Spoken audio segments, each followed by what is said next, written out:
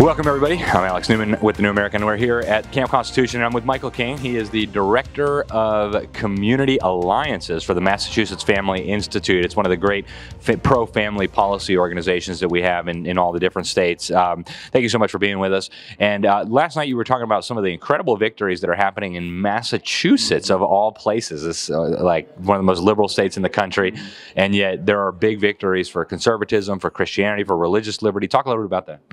Yeah, so back in 2020 when, we were getting all this COVID nonsense, lockdowns and all that stuff, and they were keeping, liquor stores open and marijuana shops open, and, they just wanted to shut down the church.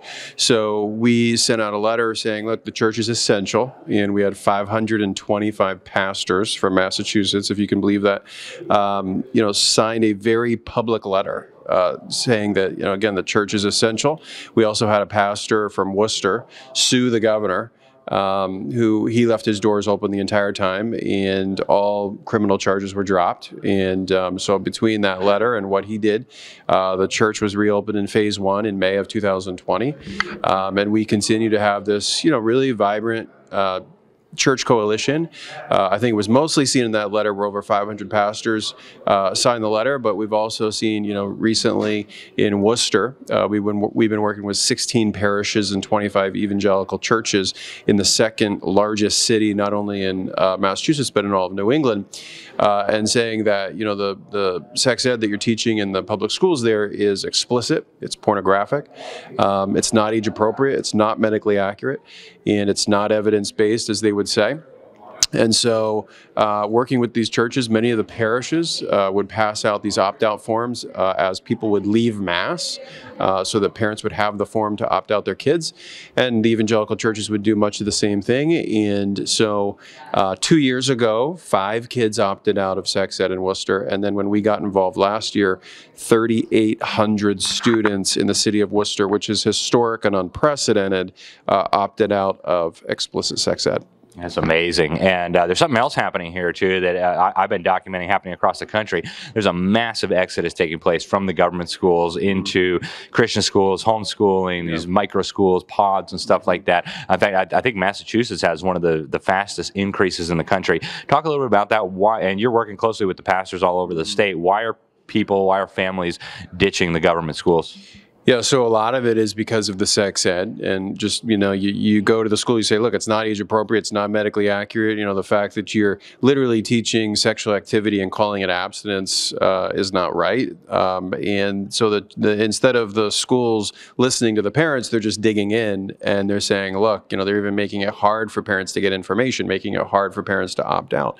So I think a lot of parents are just seeing that the school is really not working with them, and so they are opting out not only of sex ed, but as you said, opting out of school, out of the public school altogether. So we've seen this a lot throughout the state, but mostly we've seen it in Worcester again. So over the past 3 years in Worcester, 1,000 students have left the Worcester public schools. Wow. And that's just a trend we're seeing. And so as we get kids to opt out of sex ed, we're doing this parallel strategy to say, okay, churches, now it's your time to start a learning pod or a micro school or whatever you want to call it. Basically these glorified homeschool co-ops that, all these churches have empty space during the week. And so we're like, well, why don't you use your space and, have a group of kids, whether it's 5 kids, whether it's 20 kids.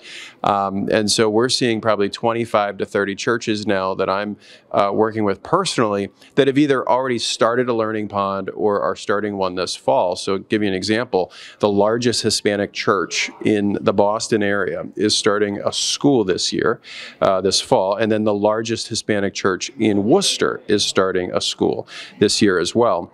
And so the city of Plymouth has an 800-member church that is starting a learning pod this fall as well.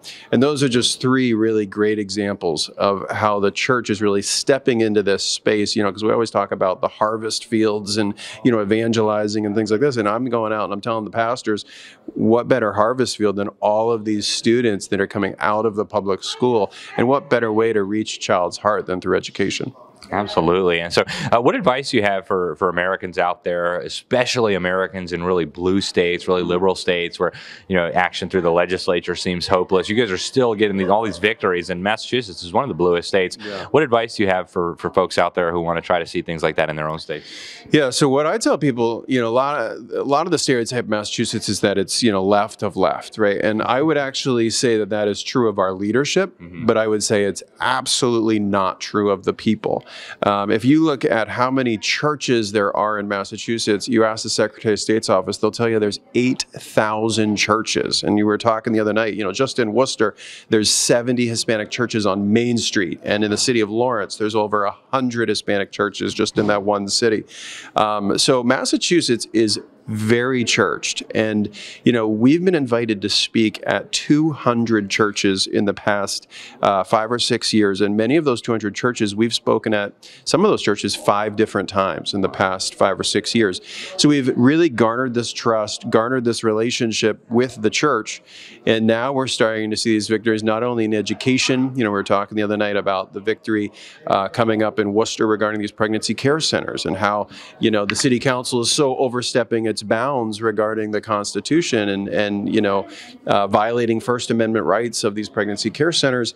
And we're seeing just people come out of the woodwork to come to the city council, to go online and to support, in this case, the pregnancy care centers. So I would just say people be encouraged, let Massachusetts be an example of how the local church is really waking up in getting involved on a local level to make a difference.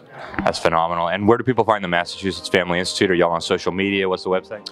Yeah, so you can go to mafamily.org. That's MA for Massachusetts family.org. And you can find us on Facebook as well. Fantastic. Michael King, thank you very much. You're welcome. All right, folks. Alex Newman here with The New American. We will be back with more. Until next time, God bless you all.